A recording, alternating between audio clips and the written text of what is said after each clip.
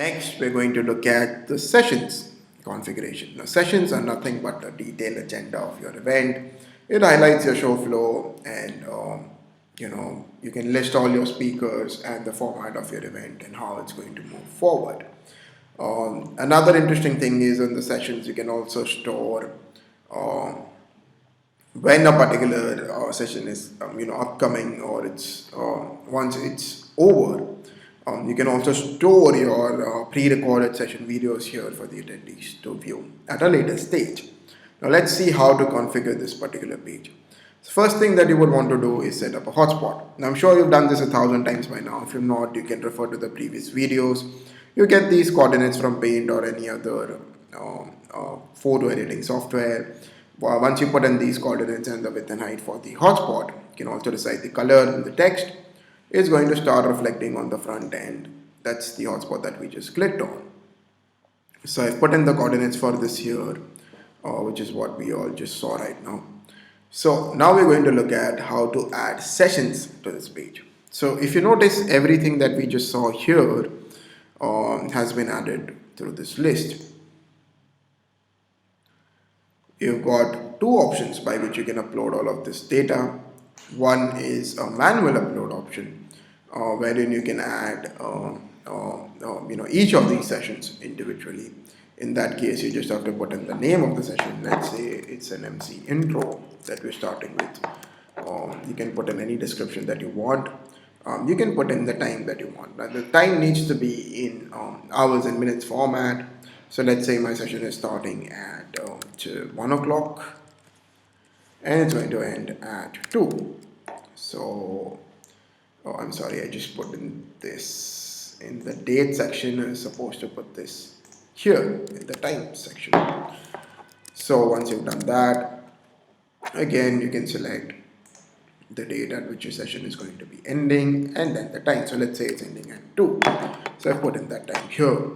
Now this is where you put in the session status. So right now I'm going to say that this session is upcoming. You've got the option to select live and end as well. Let's just say I select that this particular session is upcoming, and I'm going to put in the auditorium name here. Since this is the only auditorium that we have on the page, it's going to be redirected to that one auditorium. If you have more than one auditorium, so it's going to be displayed in a neat drop-down list here. So this is how you can add sessions manually. I'm not going to save this. I'm going to show you the ones that we already have saved on the platform. But this is exactly how you do this. Now let's just say this is a session that I already have saved, which you're viewing on the front end. You can do that in the same manner that we just did. The name, the description, the start and end time, and then the auditorium in which the session is going to be upcoming. This is how you can manually create all of these sessions that we're looking at right now. You've also got the option to upload a CSV here. The default format for that has been mentioned here.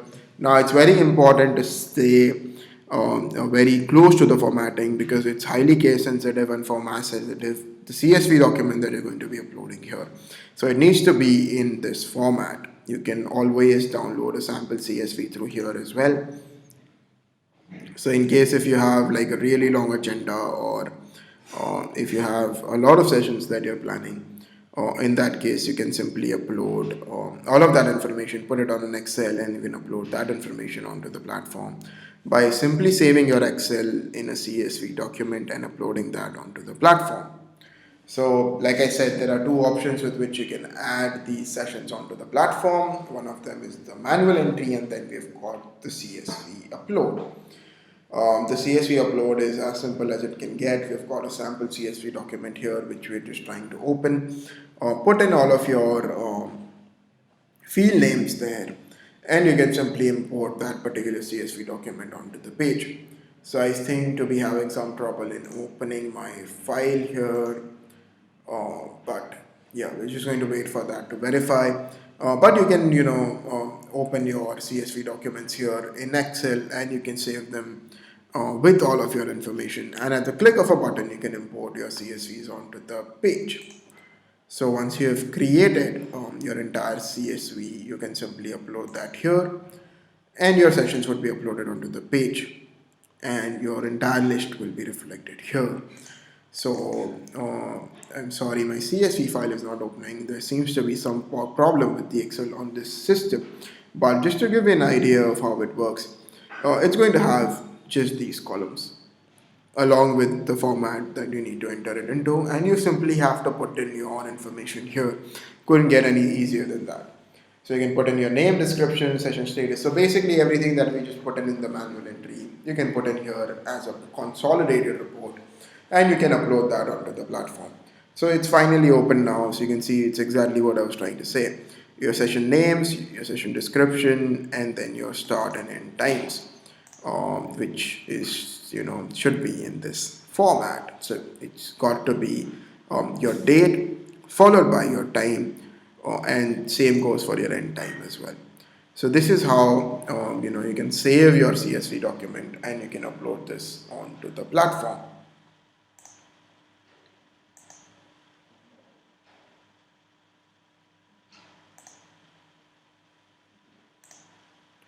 Once you have done that, all of your sessions would be reflected here.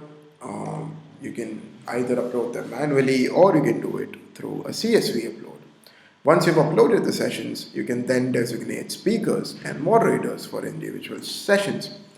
When you're uploading speakers manually, you can also select the images that you want to upload for a particular profile. So you can put in their names, their designations, which session you want to, assign them to. That can be selected from here. To give you a much clearer idea, I'm going to show you a session page that has already been saved. So this is the name of the person, this is the designation of that person, and then you have the email and the description. All of this is customizable. You can upload the picture for that particular person here, and then you simply have to select which session this speaker is going to be present in. Once you've done that, you can simply click on save, and that person will start reflecting as such. So this is actually the moderator. If you notice, this is how your speakers would be reflected.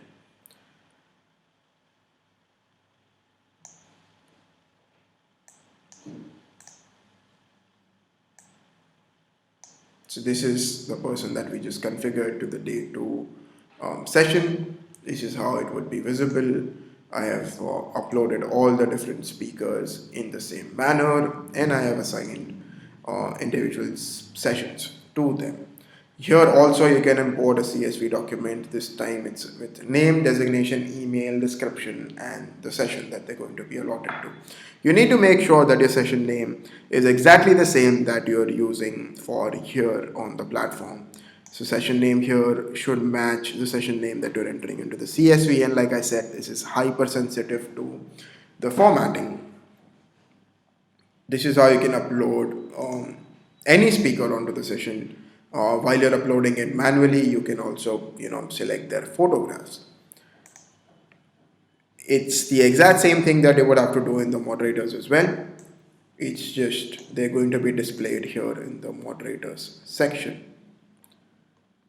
So there are, yeah, here it's going to be displayed here in the moderators section. So the moderator for the sessions can be displayed through a CSV again, or you can add them individually through the option that we just looked at. It's exactly the same as the speakers. This is just a different field. Put in the names, the designation, their email ID, and their description, along with their image here, and you select which particular session they need to be assigned to. So it's as simple as that. With just a few clicks and buttons, you can create a detailed session flow. Another quick update here is while you're creating a session, if you remember when we were adding sessions, we had the option to select if a particular session is live or is upcoming or is ended. So if your session is ended, we've got the option where you can put in the Vimeo URL or whichever platform that you're streaming from. Depends if that can be incorporated. You'll have to check with us about that separately. But if you're using the setup that we recommend, You can put in your video URL here, followed by a code, which we're going to be sending out in an emailer to you. Once you have this query, or you can reach out to our support team and they'll help you with that URL. And with that customization, you can select which particular time you want your session to start with. Or you can simply put in that URL here directly for the video that you're using, and it would basically once your session is over and once your session is saved, let's say on Vimeo for example, you can copy the Vimeo URL and you can paste it here. What this is going to do is it's going to turn this icon into a different shade. Instead of upcoming, it will show you that the session has ended, but you will be able to view the recording of that session. In case if you select that this particular session is live, the moment you click on that, it will take you to the auditorium for the live session. Also, finally, there is also this option to pin individual sessions, which the users can do from their front end. So the moment you pin a particular session, they would all be visible, under pinned sessions here. So this is a filter that you can put for key sessions that you would want to pin onto your platform. So that's all how you can set up the entire session configuration. You can put in upcoming sessions. You can put in past sessions with the Vimeo links so that they can these sessions can be viewed by the attendees even when they're over. And then, of course, when your sessions are live, they would also be reflected here. And that's how you control the sessions configuration from the admin as well.